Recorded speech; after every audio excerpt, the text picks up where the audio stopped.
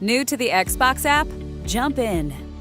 Before you get started, download and install the app from a supported app store at aka.ms/getxboxapp. If you don't have a Microsoft account, create one at signup.live.com.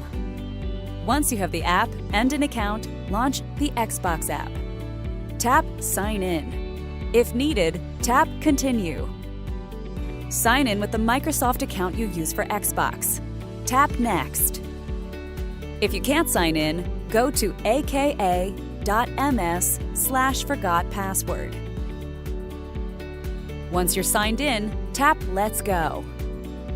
Now you can chat with friends, share your favorite game clips, and explore Game Pass titles. Game on! Need more help? Go to support.xbox.com.